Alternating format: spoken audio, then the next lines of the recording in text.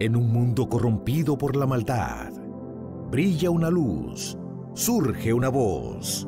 Abba, Padre. Abba, Padre.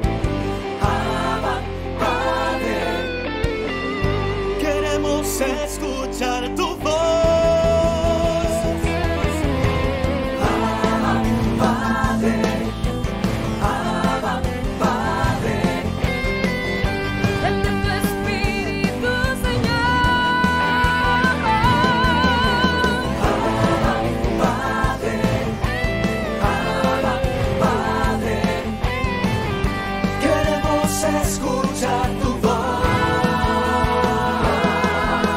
Y ya con ustedes, sus anfitriones. Mis hermanos, aquí en Abba Padre Internacional, en un nuevo programa para todos ustedes. Hoy queremos decirle que el Espíritu Santo es el que nos sigue guiando en todo este caminar. Invoquemos la presencia del Señor.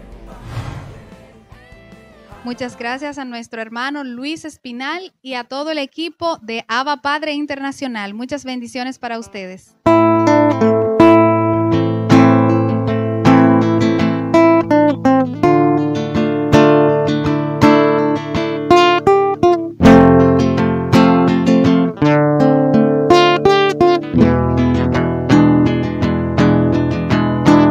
Espíritu de Dios, fuego abrasador, fuente de vida y amor, tus dones derrámalos, que se sienta tu presencia, que se mueve con poder, que se mueva en la música y en mi voz también.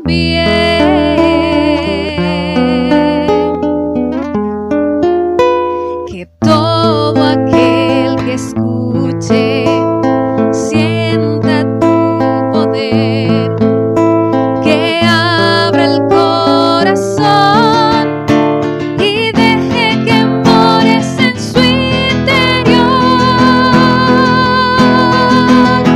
Espíritu Santo, ven, ven. Espíritu Santo, ven, ven. Espíritu Santo, ven a este lugar, ven, que te quiero adorar,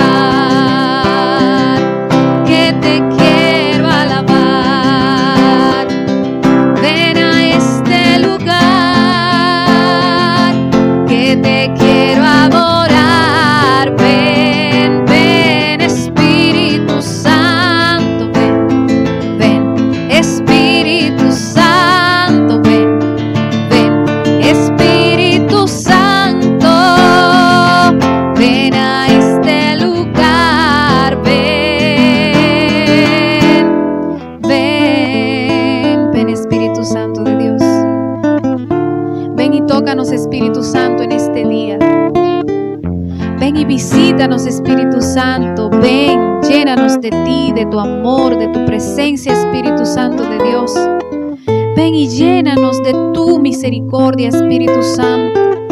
Ven y llena de tus dones, Espíritu Santo de Dios. Derrama tus dones sobre cada uno de nosotros, Espíritu Santo. Ven, Espíritu Santo de Dios.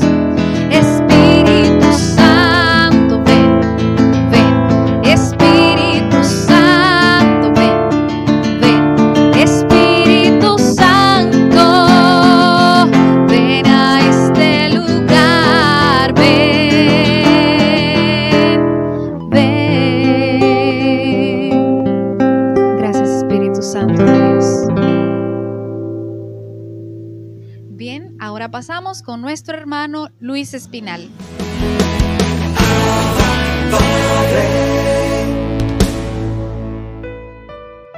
Mis hermanos, reflexionamos sobre el Evangelio de San Juan, capítulo 16, versos del 12 al 15.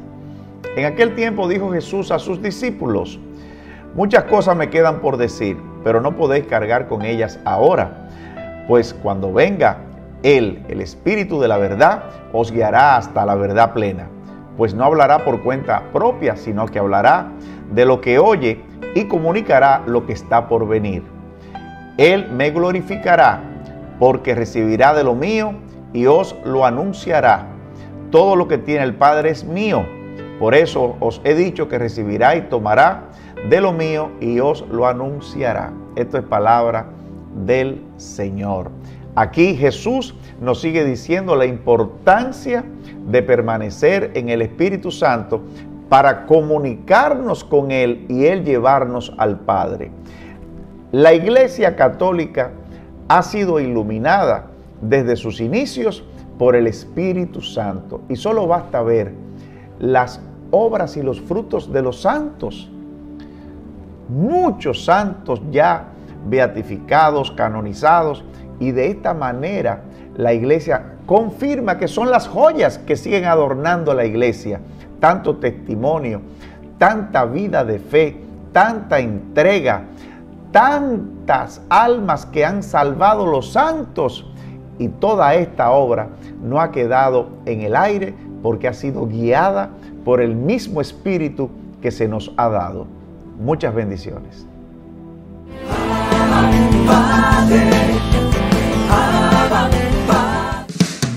Abba Padre es la revista digital disponible para ti, gratis y mensual.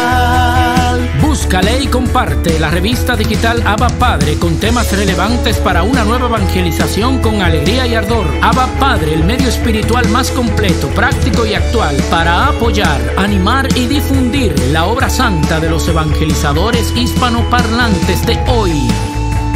Gratis y mensual. Abba Padre, la revista digital.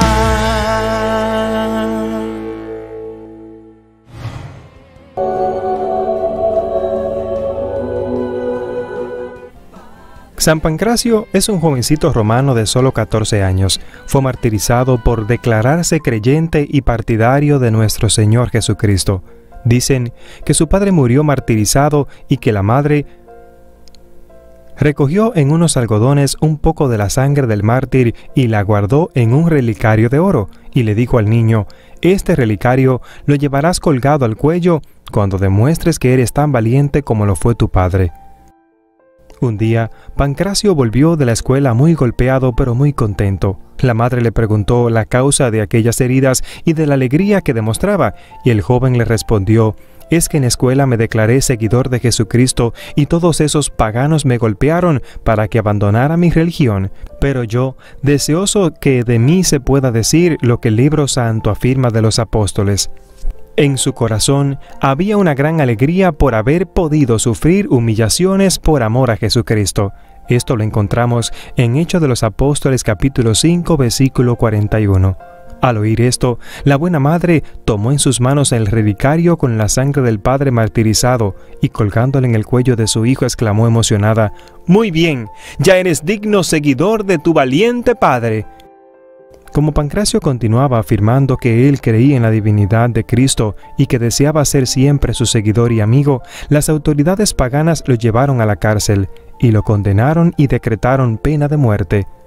Cuando lo llevaban hacia el sitio de su martirio, en la Vía Aurelia, a 2 kilómetros de Roma, varios enviados del gobierno llegaron a ofrecerle grandes premios y muchas ayudas para el futuro si dejaba de decir que Cristo era Dios. El valiente joven proclamó con toda la valentía que él quería ser creyente en Cristo hasta el último momento de su vida. Entonces, para obligarlo a desistir de sus creencias, empezaron a azotarlo ferozmente mientras le llevaban hacia el lugar donde lo iban a martirizar. Pero mientras más lo azotaban, más fuerte proclamaba él que Jesús es el Redentor del mundo. Varias personas, al contemplar este maravilloso ejemplo de valentía, se convirtieron al cristianismo. Al llegar al sitio determinado, Pancracio dio las gracias a los verdugos porque le permitían ir tan pronto a encontrarse con nuestro Señor Jesucristo en el cielo e invitó a todos los allí presentes a creer que siempre en Jesucristo, a pesar de todas las contrariedades y todos los peligros, crean que siempre Él estará con ustedes. De muy buena voluntad se arrodilló y colocó su cabeza en el sitio donde iba a recibir el hachazo del verdugo. Y más parecía sentirse contento que temeroso al ofrecer su sangre y su vida por proclamar su fidelidad en la verdadera religión. Allí, en Roma, se levantó un templo en honor de San Pancracio, y por siglos las muchedumbres han ido a venerar y a admirar este templo tan glorioso, porque él, al pesar de ser joven, da un ejemplo valeroso. Apenas tenía 14 años. Se supo ofrecer su sangre y su vida para demostrar su fe en Dios y amor a Jesucristo. San Pancracio, su día es celebrado el 14 de mayo. Por eso, hoy es un día para que meditemos y sobre todo imitemos su vida. Mis queridos hermanos y hermanas, hoy es un día en el que usted y yo debemos preguntarnos, ¿yo estoy dispuesto a dar mi vida como lo hizo San Pancracio? Yo que tengo quizás más edad que él, o quizás tengo menos, ¿estoy también dispuesto a dar mi vida, mi casa, mi familia, a entregarle al Señor todo lo que soy, todo lo que tengo, incluso todo lo que voy a hacer por amor a Él? Hoy es un día para que usted y yo imitemos su vida, aprendemos de su vida y también la pongamos en práctica. Recuerda que la vida de los santos es para aprendérsela, para compartirla y para ponerla en práctica. Te invito a que le compartas la vida de San Pancracio a muchos, para que recordemos que si debemos dar la vida, que sea por Jesucristo, por su santa religión, pero sobre todo para serle fiel a Él. Que Dios te bendiga y que Dios te guarde. Gracias por compartir y suscribirte en este canal. Bendiciones.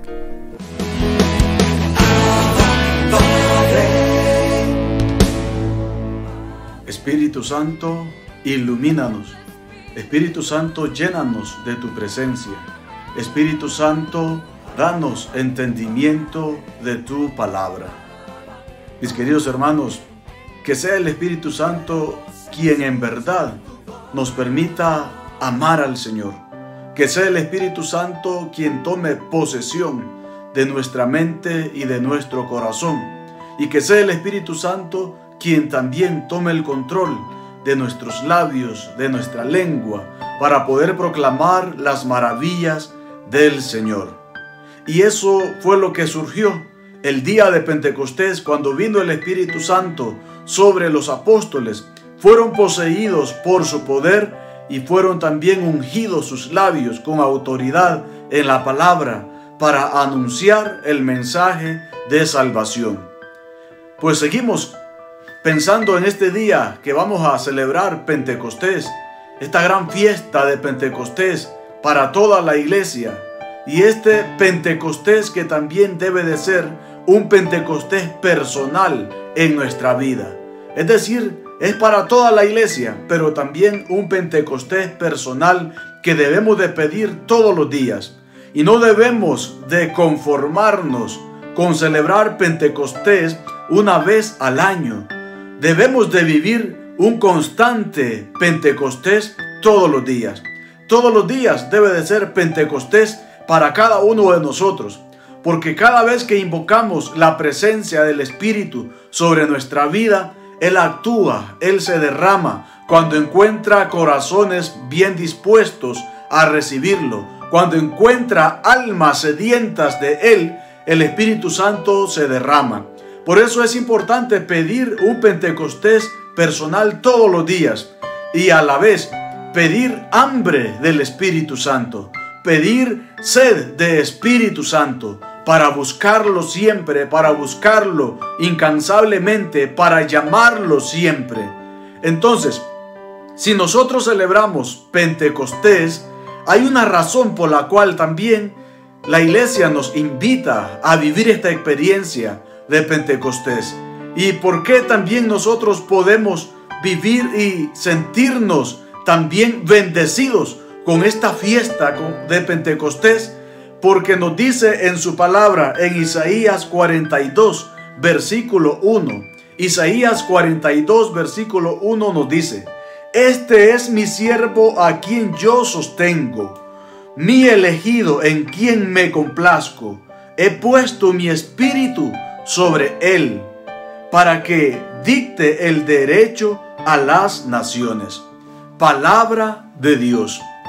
Entonces, ¿por qué también se nos da esta oportunidad de celebrar Pentecostés? Porque nos recuerda la palabra que somos siervos del Señor, somos elegidos y que el Señor nos sostiene. Este es mi siervo a quien yo sostengo. Este es mi siervo, usted y yo, considerados también siervos del Señor. Es cierto que estas palabras se dirigen a nuestro Señor Jesucristo, pero al momento que nosotros también estamos unidos al Señor, que permanecemos en la presencia del Señor, también somos los siervos del Señor. Y por eso dice, este es mi siervo a quien yo sostengo, mi elegido en quien me complazco. Mi elegido en quien me complazco. ¿Y qué significa que el Señor se complace en cada uno de nosotros? Significa que el Señor deposita sus gracias en nuestros corazones. Significa que el Señor nos invita a un encuentro más vivo, más real con Él. Significa que el Señor también pone sobre nuestra vida el deseo de ser salvadores de este mundo. Y cuando digo salvadores de este mundo, que nos hace copartícipes de la salvación del mundo. Por eso se complace en nosotros. Por eso somos siervos. El siervo es el que sirve. El siervo es el que se entrega. Y nosotros, en la medida que nos vamos entregando al Señor, somos sus siervos que estamos colaborando también en la salvación del mundo. Y el Señor lo ha querido así. Y por eso le damos gracias. Mi elegido en quien me complazco. Por eso esa complacencia del Señor en cada uno de nosotros también significa que Él pone toda su confianza en nosotros. Y por eso nos confía la misión de ir por el mundo a anunciar su palabra. Porque ahí está su complacencia, en que junto con Él glorifiquemos al Padre. Mi elegido en quien me complazco. He puesto mi espíritu sobre Él. He puesto mi espíritu sobre Él. Derrama el Señor su espíritu sobre cada uno de nosotros. Derrama el Señor el fuego de su espíritu sobre cada uno de nosotros, porque se complace en cada uno de nosotros. Qué bonito pensar en esto, en que yo soy la complacencia del Señor, que el Señor se siente orgulloso de mí. Pensar que el Señor deposita su espíritu en mí. ¿Y por qué el Señor deposita el Espíritu Santo en nuestros corazones? Porque vivimos en una lucha, en una pelea, en un combate todos los días.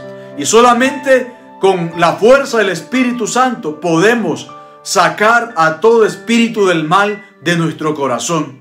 Y porque cuando el Señor deposita su espíritu sobre cada uno de nosotros, cuando derrama su espíritu sobre cada uno de nosotros, también llega la plenitud de la vida al hombre.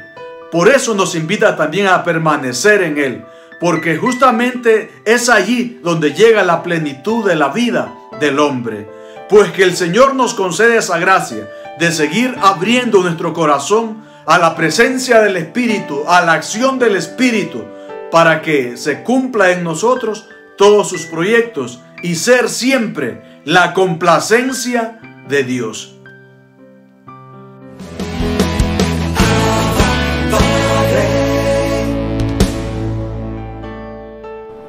Paz y bien. Saludamos al Señor como lo hacía San Francisco de Asís. Te adoramos, Señor Jesucristo, también en todas tus iglesias que hay en el mundo entero, y te bendecimos porque por tu santa cruz redimiste al mundo.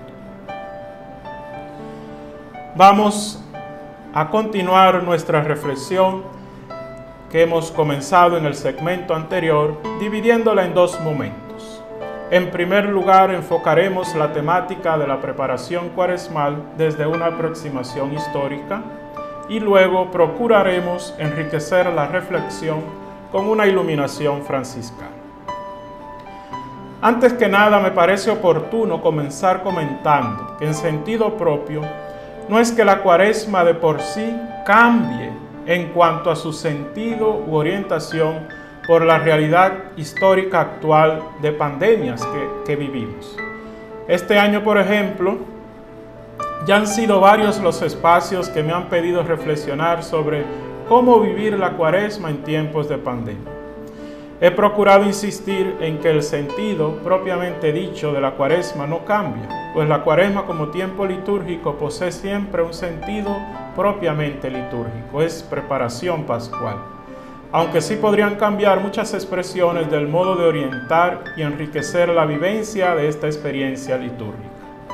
En este punto sí resulta vital la situación concreta que vive la persona o la comunidad para que sea una experiencia plena, por lo que la actual pandemia podría resultar, en consonancia con la visión del Papa, también en la encíclica Fratelli Tutti, una ocasión para vivir una Cuaresma fructífera, siendo signos vivos de la misericordia de Cristo en nuestra realidad concreta particular.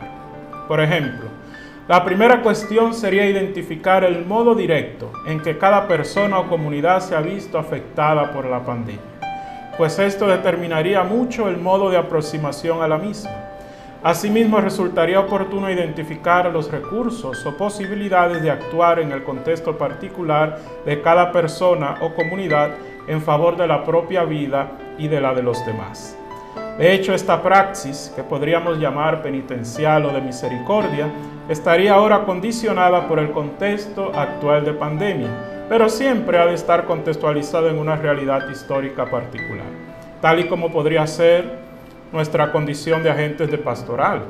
Para estas fechas, por ejemplo, es muy probable que resultemos exigentes con las personas bajo nuestra responsabilidad pastoral, recordándoles las prácticas cuaresmales que deben realizar, pero que nosotros muchas veces descuidamos y no damos el ejemplo.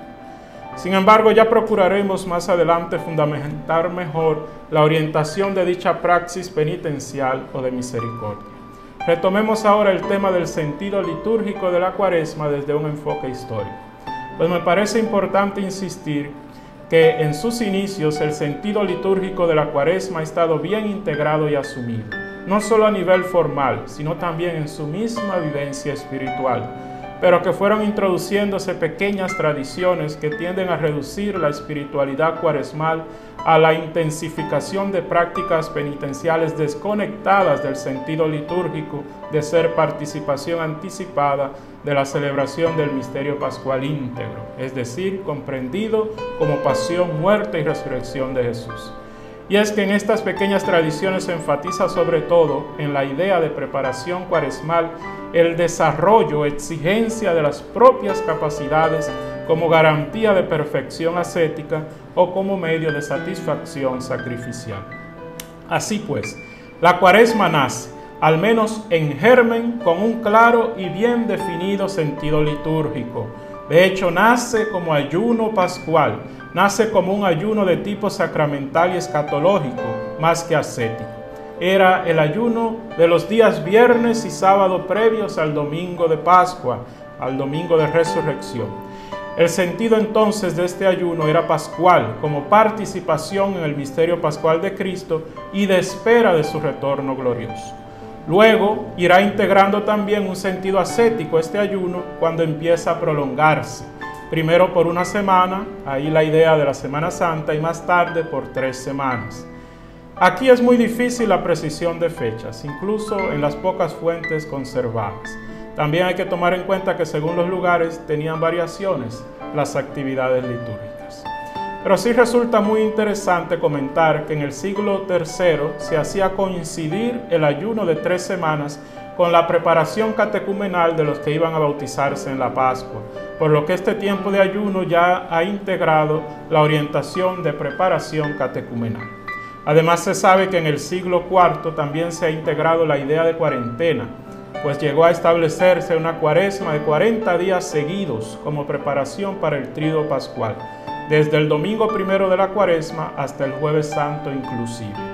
Sin embargo, también se sabe que por mantener el criterio de los 40 días de ayuno, se llegó a decidir comenzar la Cuaresma el miércoles anterior, que sería el miércoles de ceniza.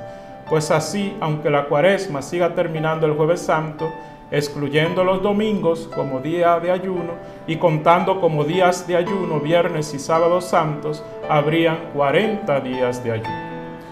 Quizás de este rápido y escueto recorrido histórico de los inicios de la Cuaresma, lo más importante no sea identificar de dónde proviene la idea de asociar la Cuaresma a 40 días seguidos o no, y si estos son de ayuno o no, sino valorar el sentido de la Cuaresma como preparación y participación anticipada de la celebración del misterio pascual de Jesús. Más que quedarnos en lo formal del asunto, el tema de los 40 días, hemos de insistir en mantener siempre vivo el sentido y orientación de la preparación cuaresmal en el misterio pascual íntegro. Hago este comentario porque recuerdo haber escuchado en una homilía no hace tanto tiempo cómo el predicador se confundía intentando identificar los 40 días de la Cuaresma, pues terminó quitándole a la Cuaresma los días de la Semana Santa que le pertenecen. A mi juicio, la mejor guía para conservar siempre vivo el sentido litúrgico de la Cuaresma es la misma liturgia de la Iglesia, específicamente la liturgia de los domingos de Cuaresma con su clara orientación catecumenal. Por ejemplo, las lecturas tomadas del Antiguo Testamento muestran esa secuencia pedagógica de cómo Dios fue obrando la salvación a través de la historia, que encontrará su momento culminante en el misterio pascual de Cristo. Asimismo, los evangelios poseen su propia dinámica, que puede variar según los ciclos, pero siempre introduciendo los temas y símbolos vinculados al misterio pascual y al sacramento del bautismo que nos inserta en dicho misterio. De hecho, los evangelios de los domingos ayudan muchísimo a orientar una preparación cuaresmal en vista de una participación en el misterio pascual íntegro, sin descuidar ni la dimensión oblativa de la pasión y muerte, ni la dimensión gloriosa y portadora de esperanza de la resurrección.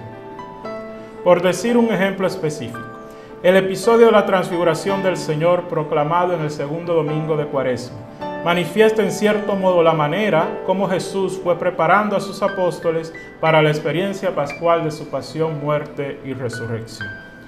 Retomando y concluyendo nuestra aproximación histórica a la Cuaresma como tiempo de preparación pascual, resulta conveniente insistir en el descuido de la dimensión sacramental que sufrió la vivencia de la espiritualidad cuaresmal a lo largo de los siglos, ayudado quizás por la práctica desaparición en la vigilia pascual del bautismo de adultos y del rito de reconciliación de los penitentes públicos. De ahí que el Concilio Vaticano II reaccionase y, sin desvalorizar el tema penitencial, aunque enriqueciéndolo a través de la profundización en la dinámica existencial de la conversión, tanto a nivel personal como comunitario, procurase también recuperar el énfasis en la dimensión sacramental de la preparación cuaresmal, tal y como ha quedado de manifiesto en la reforma litúrgica postconciliar. Por ejemplo, nos dice Sacrosancto Concilium número 109. Puesto que el tiempo cuaresmal prepara a los fieles, entregados más intensamente a oír la palabra de Dios y a la oración, para que celebren el misterio pascual, sobre todo mediante el recuerdo o la preparación del bautismo y mediante la penitencia, dese particular relieve en la liturgia y en la catequesis litúrgica al doble carácter de dicho tiempo. En cuanto a la iluminación franciscana, no abordaremos el tema de cómo San Francisco de Asís vivía la preparación cuaresmal de la Pascua, sobre todo porque no hay mucha información al respecto. Incluso sus biógrafos resaltan más algunos episodios o referencias en el contexto de otras cuaresmas en preparación a fiestas litúrgicas de menor relevancia. En este ámbito litúrgico quizás Francisco fue hijo de su época, en el sentido de no aportar originalidades o particularidades litúrgicas más allá del rezo del oficio de la pasión que compuso para su piedad personal a partir de salmos bíblicos y con algunos añadidos suyos. Asimismo, tal y como era su costumbre, se mantuvo siempre muy interesado en obedecer las directrices de la Iglesia, incluyendo las de carácter litúrgico, pues además procuró no ser asociado a los grupos heréticos y contestatarios de la Iglesia que proliferaban en la época, sobre todo después de las reformas litúrgicas promovidas por el Concilio de Letrán IV de 1215.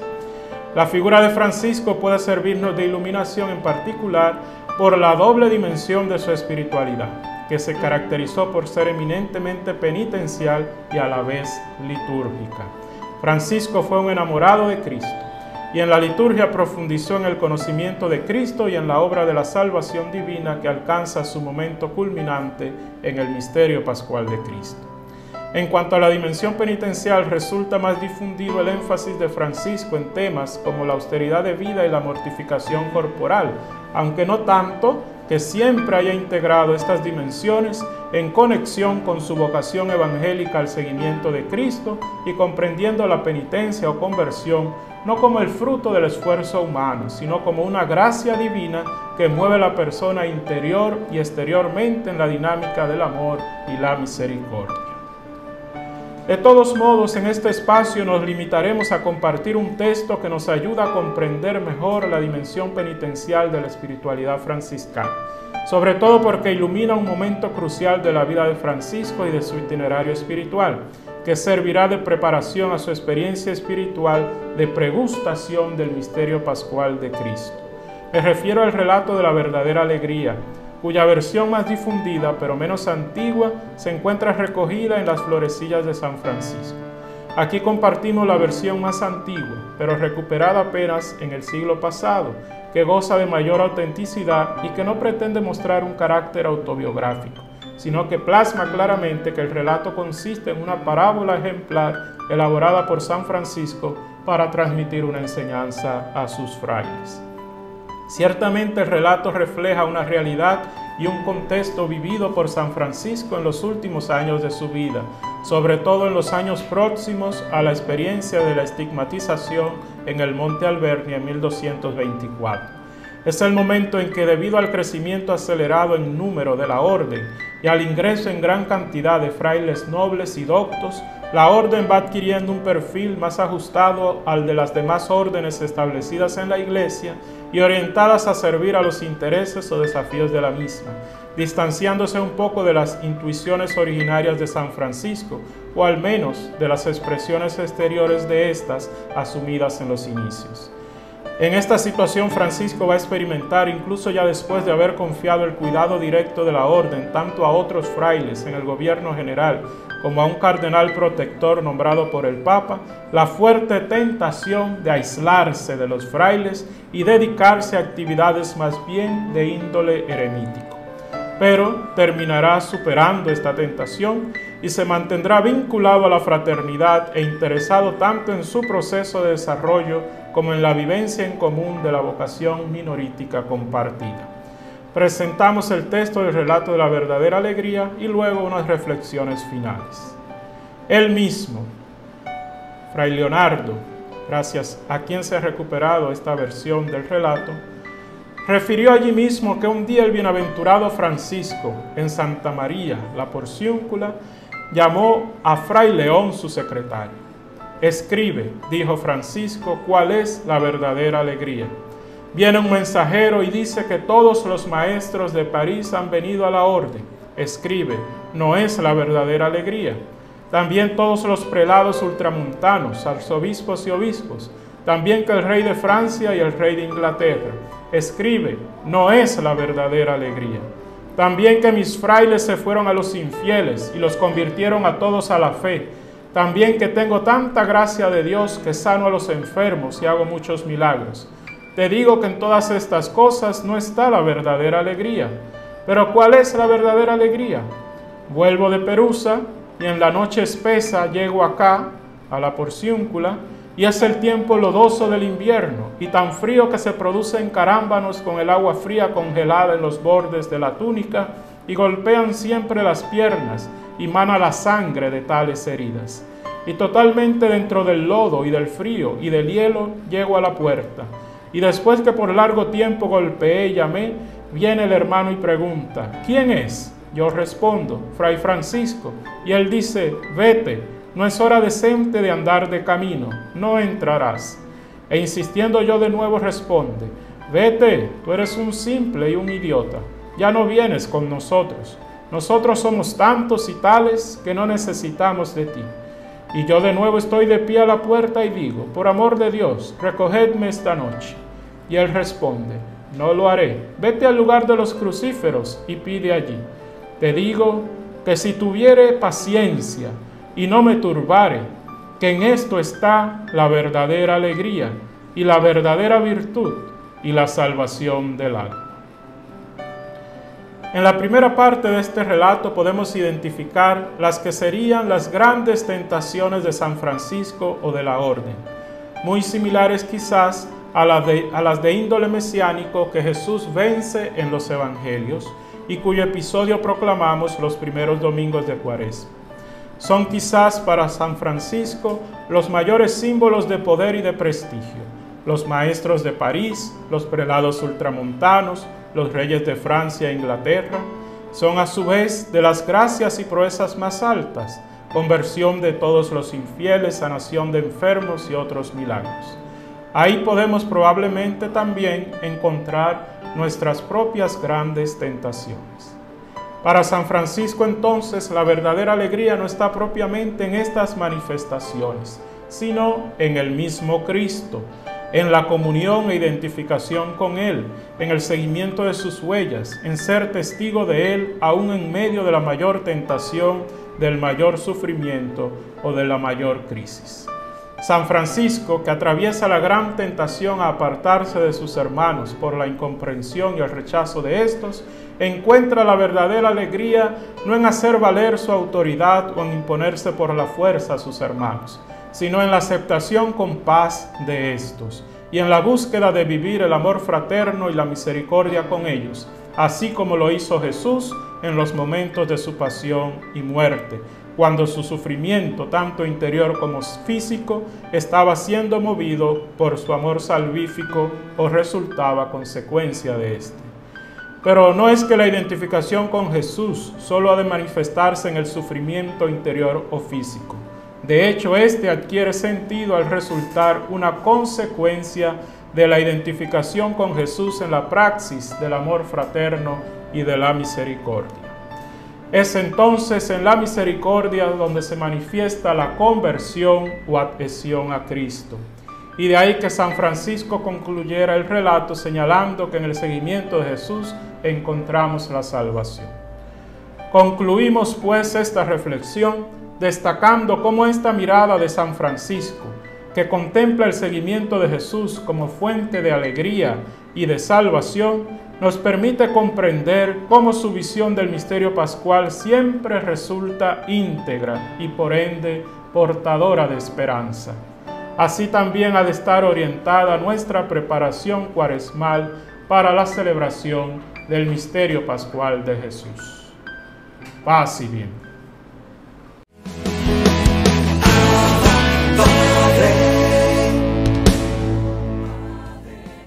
Bendiciones a todo el equipo de Abba Padre Internacional.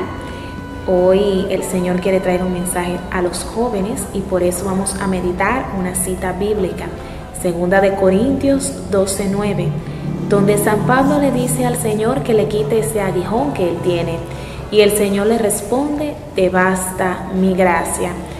Y jóvenes, hoy yo quiero que meditemos algo. Muchas veces nosotros no queremos acercarnos al Señor y buscar de Él, porque entendemos que no somos dignos de Él, porque entendemos que porque somos pecadores, porque le hemos fallado, porque constantemente caemos en esos pecados que nos confesamos, que nos hacemos el propósito de no volver a cometer, volvemos a hacerlo de nuevo. Y hoy el Señor te dice: joven o joven, a ti te basta mi gracia. Yo no sé en qué pecado tú estás sumergido, en qué laguna espiritual, en qué situación estás sumergido, pero hoy el Señor te quiere decir: te basta mi gracia. La gracia del Señor que se derrama sobre ti a través de su Espíritu Santo, a través de la oración, a través de tu reconocerte pecador. No eres menos porque falles, sino que eres más. Mientras más veces te levantes, mientras más acudas al Señor, mientras más te reconcilies con Él a través del sacramento de la reconciliación. Yo te invito a que tú medites hoy en aquellas debilidades que tienes, en aquellas cosas de las cuales intentas salir, que intentas dejar muchas veces, pero que vuelves y caes. y que vayas a los pies del Señor y que le pidas que derrame sobre ti esa gracia que Él derramó en San Pablo para que puedas continuar hacia adelante. Joven, no te alejes del Señor por la vida de pecado en la que estés sumergido, porque no seas el que más ora, porque no seas el que mejor predica, porque no seas el que más alabes. No te alejes del Señor porque le falles constantemente. Mantente perseverante y pide diariamente esa gracia del Señor.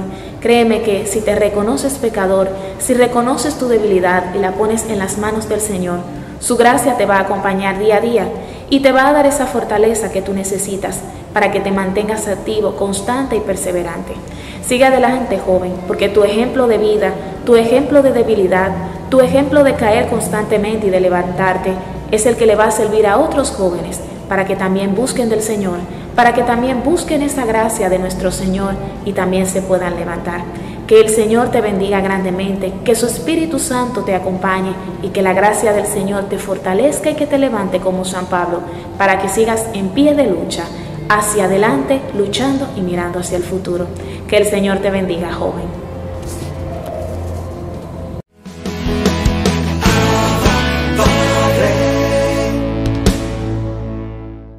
Bendiciones, queridos hermanos. Qué bueno que nos volvemos a encontrar en este programa Abba Padre, este segmento Libérame Jesús, Libérame Señor. Doy gracias a Dios, a don Luis Espinal, a toda la renovación carismática y a ustedes, queridos hermanos, que nos permiten entrar en sus corazones. Gracias infinitas. Hoy quiero hablarle a ti que me escuchas como hermano carismático, que tienes algún ministerio o que tienes algún apostolado o que tienes algún servicio en la iglesia y que te urge ir al que está atado, al que está enfermo. Quiero hablarte de cuáles son las características que tiene que tener ese apóstol, ese discípulo, ese enviado para que pueda ir a una misión como a dar salud a los enfermos, para liberar a los cautivos, para orar por el que está postrado, para devolver alegría. La primera característica que debe tener un discípulo de Dios es estar a los pies de Cristo.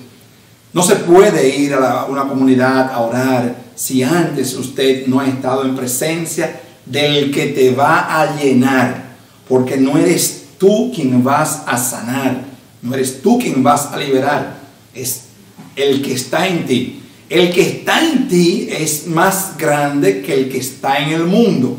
Por consiguiente, el estar con Él es la primera característica que debe tener uno que se considera enviado por Dios a sanar, a liberar los corazones heridos, los corazones esclavizados, los corazones destrozados. Segunda característica que debe tener una persona que se reconoce, que está con Dios y que quiere ir, es saberse enviado. Enviado. En la medida en que usted se sabe que es un enviado, entonces usted tiene una autoridad. Esa autoridad que no viene del mundo, ni viene de tus conocimientos, ni de tus experiencias. Esa autoridad que viene dada por aquel que te ha llamado para que estés con Él. Tercera característica que debe tener uno que ha sido enviado es saber que se le envía a decir algo que no es propio tuyo, a hacer algo que no es propio tuyo. Por consiguiente, estando con Él en oración, saberte enviado y que tienes un mensaje preciso que dar, entonces las personas que se acerquen a ti o a las que usted se acerque van a encontrar sanación, van a encontrar liberación. Es por eso que nosotros siempre estamos invitando a todos los hermanos a participar en ese estar con Dios, porque el estar con Dios es el que va a iluminar a otros. Nadie puede dar, dice la palabra de Dios, lo que no tiene. Hoy dice la palabra de Dios en San Pablo a los filipenses que una característica propia que tiene que tener un discípulo de Dios es tener los mismos sentimientos de Cristo. Esos sentimientos que son los propios de Dios, que cuando usted vea a una persona postrada, usted piensa que es usted el que está postrado, y pueda tener entonces la compasión, esa compasión de sentirse amado, de sentirse acompañado. No es un funcionario que va ahí a ver uno cualquiera, o a ver un cliente que está, o a ver un producto. No, Señor. Es un alter Christus. Es otro Cristo el que está yendo a visitar a ese Cristo que también está ahí postrado. Por consiguiente, nosotros siempre invitamos a tener estas características propias.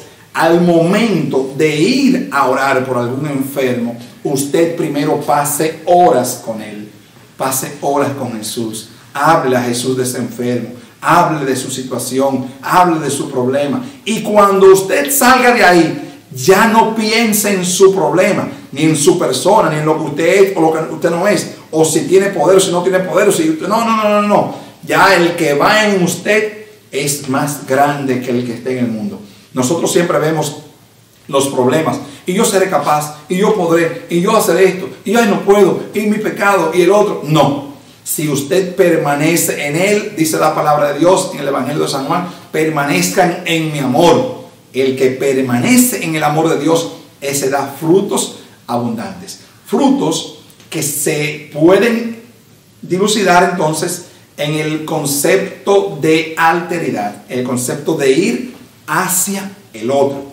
No solo me beneficio yo del estar con Dios, de la presencia de Dios, sino que esa presencia que me vivifica, que me anima y que me redime, ahora puedo llevarla hacia mi hermano, a ese Cristo que está allí en la cárcel, a ese Cristo que está allí hospedado en un hospital, a ese Cristo que está tirado en una cuneta, a ese Cristo que está sin comida, a ese Cristo que está enfermo, a ese Cristo que está atado en la cruz. Puedo llegar a mi hermano, y lo hago con la conciencia de saber que soy yo quien está atado, quien está en la cárcel, quien está en el hospital, quien está hambriento, quien está desnudo. El mismo Jesús lo dijo. ¿Cuándo, Señor, lo hicimos contigo? ¿Cuándo, Señor? Cuando lo hicieron con uno de esos más pequeños. Te bendigo como consagrado de Dios en este día maravilloso que Dios nos ha regalado. En el nombre del Padre, y del Hijo, y del Espíritu Santo. Amén. Mucha paz. Así concluimos una vez más tu programa Abba Padre Internacional. Hasta la próxima.